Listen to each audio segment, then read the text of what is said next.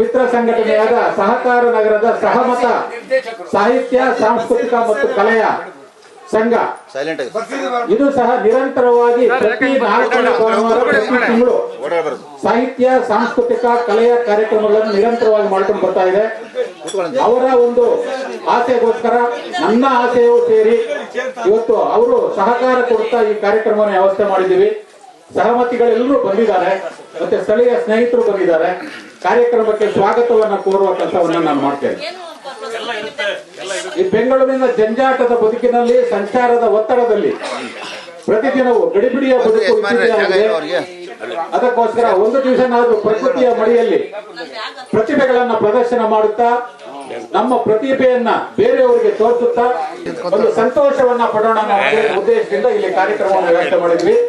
ಈ ಕಾರ್ಯಕ್ರಮಕ್ಕೆ ಅಧ್ಯಕ್ಷತೆಯನ್ನು ವಹಿಸಿರುವಂತಹ ಸಹಮತ ಸಾಹಿತ್ಯ ಸಾಂಸ್ಕೃತಿಕ ಮತ್ತು ಕಲೆಯ ರೂವಾರಿಗಳಾದಂತಹ ಸದಾನಂದ ರಾಯರು ಅನಾರೋಗ್ಯದ ಕಾರಣ ಅವರು ಬರಲಿಕ್ಕಾಗಿಲ್ಲ, ಅವರು ಶ್ರೀಮತಿಯವರು ಬಂದಿದ್ದಾರೆ. ಈ ಕಾರ್ಯಕ್ರಮದ ನೇತೃತ್ವವನ್ನು ವಹಿಸಿಕೊಂಡು ಅಧ್ಯಕ್ಷತೆಯನ್ನು ವಹಿಸಿ ನಮ್ಮ ಕಾರ್ಯಕ್ರಮವನ್ನು ನಡೆಸಿಕೊಳ್ಬೇಕು ಅಂತ ಅವ್ರನ್ನ ಆದರ ಪೂರ್ತಿಯಾಗಿ ಕೇಳ್ಕೊಳ್ತೇವೆ. ನಮ್ಮ ಸತ್ಯನಾರಾಯಣ ಸರ್ ಇದಾರಲ್ಲ, ಇವರು ಕಾರ್ಯದರ್ಶಿಗಳು ಸಹಮತ ಸಂಸ್ಥೆಗೆ. ಇವರು ಎಷ್ಟು ಕಟ್ಟುನಿಟ್ಟು ಅಂತಂದ್ರೆ, ಅಧ್ಯಕ್ಷರು ಸದಾನಂದ ಅವರಿದ್ದಾರೆ. ಸದಾನಂದ ಅವ್ರು ಏನಾದ್ರು ಅಲ್ಲಿ ಬೇರೆಯವ್ರ ಹತ್ರ ಮಾತಾಡೋದು ಇವ್ರು ಕೇಳಿಸ್ತು ಕಾರ್ಯಕ್ರಮದ ಮಧ್ಯೆ ಅಂದ್ರೆ ನಡೀರಿ ಯಾಕೆ ನೀವು ಅಂತ ಕಾರ್ಯದರ್ಶಿಗಳು ಅಧ್ಯಕ್ಷರಿಗೆ. ಇದನ್ನ ಯಾಕೆ ನಾನು ಹೇಳ್ತಾ ಇದ್ದೀನಿ ಅಂತಂದ್ರೆ, ಇವತ್ತು ನನ್ಗೆ ಆಶ್ಚರ್ಯ ಆಗ್ಬಿಟ್ಟು, ಸರ್ ಸ್ವಾಗತ ಮಾಡಿದ್ದೀನಿ ಪ್ರಾಸ್ತಾವಿಕ ಬೇಡ ಬಿಡಿ, ಇಲ್ಲ ಇಲ್ಲ ಮಾತಾಡಿ 2 ನಿಮಿಷ ಮುಗಿಸ್ಕೊ, 2 ನಿಮಿಷ ಬೇಡ 5 ನಿಮಿಷ ಮಾತಾಡಿ. ಹೆಂಗೆ ಬದಲಾಯಿತಿದ್ದು?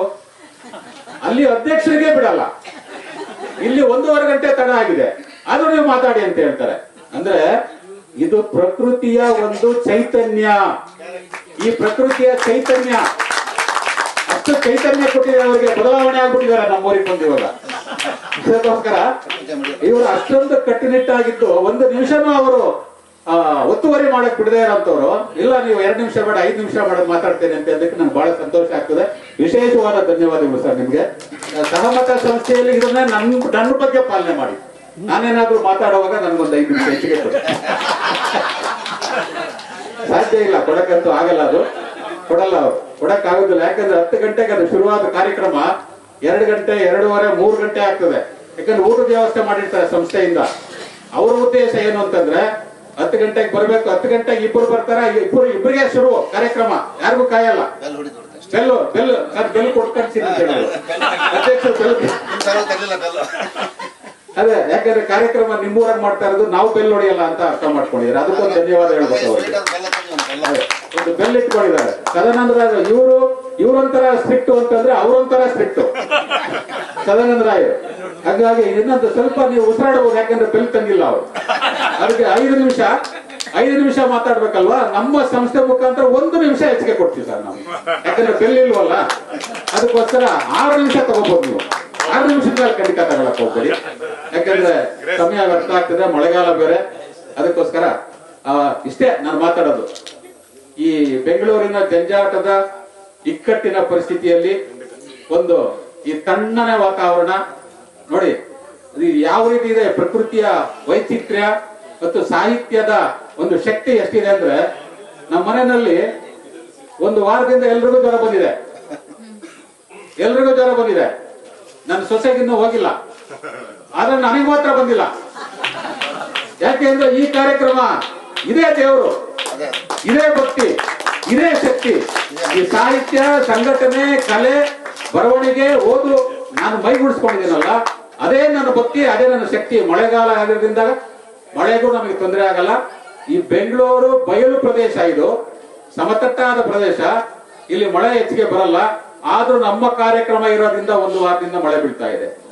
ಮಡಿಕೇರಿ ವಾತಾವರಣ ಇಲ್ಲಿ ತಯಾರಾಗಿದೆ, ಚಿಕ್ಕಮಗಳೂರು ವಾತಾವರಣ ಇಲ್ಲಿ ತಯಾರಾಗಿದೆ. ಇದು ಸಾಹಿತ್ಯದ ಶಕ್ತಿ, ಕಲೆಯ ಶಕ್ತಿ. ಮನುಷ್ಯನಿಗೆ ತಲೆ, ಮಾತಿಗೆ ಬಲೆ, ಮನುಷ್ಯನಿಗೆ ತಲೆ, ಮಾತಿಗೆ ಬೆಲೆ, ಮನೆಗೆ ಒಲೆ ಎಷ್ಟು ಮುಖ್ಯನೋ ಕಲೆನೂ ಅಷ್ಟೇ ಮುಖ್ಯ ಅಂತ ಹೇಳ್ತಾರೆ. ಇಲ್ಲಿ ಬಂದಿರೋರೆಲ್ಲ ಕಲಾವಿದರೆ. ಆ ಕಲಾವಿದರ ಶಕ್ತಿ, ಅವರ ಒಂದು ಆತ್ಮ ತೃಪ್ತಿ, ಅವರ ಒಂದು ಪ್ರತಿಭೆ ಪ್ರದರ್ಶನ ಮಾಡಬೇಕು ಅಂತ ಬಂದಿದಾರಲ್ಲ, ಅದಕ್ಕೋಸ್ಕರ ಮಳೆರಾಯ ನಮ್ಗೆ ಇಂಥ ವಾತಾವರಣವನ್ನು ಸೃಷ್ಟಿ ಮಾಡಿ ಬಿಟ್ಟಿದ್ದಾನೆ. ಇಂಥ ಬಯಲು ಪ್ರದೇಶದಲ್ಲಿ ಸಾಕಷ್ಟು ಬಿಸಿಲಿರುವಂತಹ ಸಮಯ, ಮಳೆ ಬಂದರೂ ಸಹ 10 ನಿಮಿಷ 20 ನಿಮಿಷ ಬಿದ್ದು ಹೋಗುವಂತ ಸಂದರ್ಭ ಆಗಿದ್ರೂ ಕೂಡ ನಮಗೆ ಮಡಿಕೇರಿ ಅಂತ ವಾತಾವರಣ, ಚಿಕ್ಕಮಗಳೂರು ಅಂತ ವಾತಾವರಣದಲ್ಲಿರುವಂತಹ ಈ ಪ್ರಕೃತಿಗೆ ನಾವು ಕೈ ಮುಗಿದು ಬೇಡ್ಕೊಳ್ಳೋಣ. ಪ್ರಕೃತಿಯಿಂದ ನಾವು ಕಲಿಯೋದು ಸಾಕಷ್ಟು ಇದೆ ನೋಡಿ. ಮರ ಇದೆಯಲ್ಲ, ಮರ ಬೇಸಿಗೆನಲ್ಲಿ ಚಿಗುರುತ್ತೆ, ಬೇಸಿಗೆನಲ್ಲಿ ಮಳೆ ಬೀಳಲ್ಲ, ಮರಗಳಿಗೆ ಯಾರು ನೀರು ಹಾಕಲ್ಲ, ಆದ್ರೂ ಬೇಸಿಗೆನಲ್ಲಿ ಮರ ಚಿಗುರ್ತವೆ, ಎಲೆ ಉದುರ್ತವೆ. ಅಂದ್ರೆ ಎಂತ ಬಿಸಿಲಿರ್ಲಿ, ಎಂತ ನೀರು ಇಲ್ಲದೆ ಇದ್ರು ಕೂಡ ನಾವು ಚಿಗುರ್ತೀವಿ, ಮನುಷ್ಯರಿಗೆ ನೆರಳು ಕೊಡ್ತೀವಿ, ಆಕ್ಸಿಜನ್ ಕೊಡ್ತೀವಿ, ಆಮ್ಲಜನಕ ಕೊಡ್ತೀವಿ ಅಂತ ಹೇಳ್ಬಿಟ್ಟು ಸಂದೇಶವನ್ನ ನಮಗೆ ಕೊಡ್ತದೆ. ಇದು ಪ್ರಕೃತಿ ನಮ್ಗೆ ಕೊಡುವಂತ ಸಂದೇಶ. ಅದೇ ರೀತಿ ಪ್ರಾಣಿ ಪಕ್ಷಿಗಳಿಂದ ಕೂಡ ನಾವು ಕಲಿಯುವಂತದ್ದಿದೆ. ಪಕ್ಷಿಗಳು ನೋಡಿ, ಬೆಳಿಗ್ಗೆ ಮನುಷ್ಯರು ಹೇಳೋದಕ್ಕಿಂತ ಮೊದಲೇ ಎಚ್ಚರ ಆಗಿ ಆಹಾರ ಹುಡ್ಕಕ್ಕೆ ಹೋಗ್ತದೆ. ಅದೇ ಕತ್ತಲಾಗೋದಕ್ಕಿಂತ ಮೊದಲೇ ಗೂಡು ಸೇರ್ಕೊಳ್ತದೆ. ಮನುಷ್ಯರು ಇದು ನೋಡಿ ಕಲ್ತ್ಕೊಳ್ಳಿ ಅಂತ ಹೇಳ್ತಾ ಇರೋದು, ಪ್ರಕೃತಿ ಸಂದೇಶ ಕೊಡ್ತಾ ಇರೋದು ಇದು. ಅದಕ್ಕೋಸ್ಕರ ಈ ಪ್ರಕೃತಿ ಹೊಡಿಲಿಕ್ಕೆ ಬಂದಿದ್ದೀರಿ, ನನಗೆ ಬಹಳ ಸಂತೋಷ ಆಗಿದೆ. ಆದ್ರೆ ಒಂದು ಸ್ವಲ್ಪ ತಡ ಆಗಿರ್ಬೋದು ಅಷ್ಟೇ, ಪರವಾಗಿಲ್ಲ. ಊಟದ ವ್ಯವಸ್ಥೆ ಇದೆ, ಊಟ ಮಾಡ್ಕೊಳ್ಳಿ. ಯಾರಾದ್ರೂ ಗಡಿಬಿಡಿಯಾಗಿ ಹೋಗುವಂತರಿದ್ರೆ ದಯಮಾಡಿ. ಅಂದ್ರೆ ಒಂದು ಸಮಸ್ಯೆ ಏನು ಅಂದ್ರೆ, ನಮ್ಮ ಕನ್ನಡಿಗರ, ನಮ್ಮ ಹಿಂದೂಗಳ ಸಮಸ್ಯೆ ಅಂತಂದ್ರೆ, ಅದು ಹೇಳ್ಬೇಕೋ ಇಲ್ಲೋ ಗೊತ್ತಿಲ್ಲ, ಹಿಂದೂಗಳು ಒಂದಾಗಿರೋದು ಯಾವಾಗ ಅಂದ್ರೆ ಒಂದ ಮಾಡುವಾಗ. ಯಾರಾದ್ರೂ ಒಬ್ರು ಆ ಕಡೆಗೆ ಹೋದ್ರು ಅಂತಂದ್ರೆ ಅವ್ರ ಜೊತೆಲಿ ಅವ್ರಿಗೆ ಬರ್ಲಿಲ್ಲ ಅಂದ್ರೆ ಅವ್ರೊಬ್ಬ ಹೋಗ್ತಾನ, ಅವ್ರು ಒಂದಾಗಿರೋದು. ಅದೇ ರೀತಿ ಒಬ್ರು ಯಾರಾದ್ರೂ ಗೇಟಿಂದ ಆಚೆ ಹೋದ್ರು ಅಂದ್ರೆ ಅವ್ರು ಹೋಗ್ತಾರೆ, ನಾನು ಹೋಗೋಣ ಅಂತ ಹೋಗ್ತಾರೆ. ಒಬ್ರು ಯಾರಾದ್ರೂ ಊಟ ಮಾಡಕ್ ಹೋಗೋಣ ಅಂದ್ರೆ ಇನ್ನೊಬ್ರು ಹಂಗೆ ಹೋಗ್ತಾರೆ. ದಯವಿಟ್ಟು ಆ ತರ ಮಾಡಕ್ ಹೋಗ್ಬೇಡಿ, ಇಲ್ಲೇ ಕೂತ್ಕೊಳ್ಳಿ, ಇಲ್ಲಿಗೆ ನಾವು ಕೊಡ್ತೀವಿ, ಊಟ ಕೊಡ್ತೀವಿ. ಕಾರ್ಯಕ್ರಮ ನೋಡಿ, ಈ ಕ್ಷಣ, ಈ ನಿಮಿಷ, ಈ ಗಂಟೆ, ಈ ದಿನ ಮತ್ತೊಮ್ಮೆ ನಮ್ಮ ಜೀವನದಲ್ಲಿ ಬರಲ್ಲ. ನಮ್ಮ ಜೀವನದಲ್ಲಿ ಬರೋದೇ ಇಲ್ಲ, ಬರ್ತದೆ. ಆದ್ರೆ ನಾವು ಇಷ್ಟು ಜನ ಇಲ್ಲಿ ಸೇರಲ್ಲ. ಒಂದು ವೇಳೆ ಸೇರಿದ್ರು ಬೇರೆ ಕಾರಣಕ್ಕೋಸ್ಕರ ಸೇರ್ತೀವಿ, ಈ ಕಾರಣಕ್ಕೋಸ್ಕರ ಸೇರಲ್ಲ. ಈ ಸಂದರ್ಭ ಇರಲ್ಲ, ಈ ಸಮಾಧಾನ ಇರಲ್ಲ, ಈ ಪ್ರತಿಭೆಗಳು ಇರಲ್ಲ. ನಾವೆಲ್ಲರೂ ಒಟ್ಟಿಗೆ ಸೇರಲ್ಲ. ನಾವೆಲ್ಲರೂ ಒಟ್ಟಿಗೆ ನಾವಿಲ್ಲಿ ಸೇರಿದೀವಲ್ಲ, ನಮ್ಮ ಜೀವನದಲ್ಲಿ ಇದೇ ಕ್ಷಣ, ಇದೇ ದಿನ, ಇದೇ ಸಮಯ, ಇದೇ ಸ್ಥಳ. ಅದಕ್ಕೋಸ್ಕರ ಈ ಸಮಯವನ್ನ ಚೆನ್ನಾಗಿ ಸವಿಯೋಣ, ಆನಂದದಿಂದ ಅನುಭವಿಸೋಣ, ತೃಪ್ತಿ ಪಡೋಣ. ಒಂದು ಇಲ್ಲಿಂದ ನೀವು ಓಡ್ಬೇಕಾದ್ರೆ ಒಂದು ವಿಶೇಷ ಶಕ್ತಿ ತಗೊಂಡು ಇಲ್ಲಿಂದ ಹೋಗ್ಲಿ ಅಂತ ನನ್ನ ಆಸೆ. ಅದಕ್ಕೋಸ್ಕರ ನಾನು ಮೈಕಾಸುರ ಇದ್ದಂಗೆ, ಮೈಸಾಸುರ ಅಲ್ಲ. ಮೈಕ್ ಸಿಕ್ಕಿದ್ರೆ ಮೈಕಾಸುರ ಇದ್ದಂಗೆ.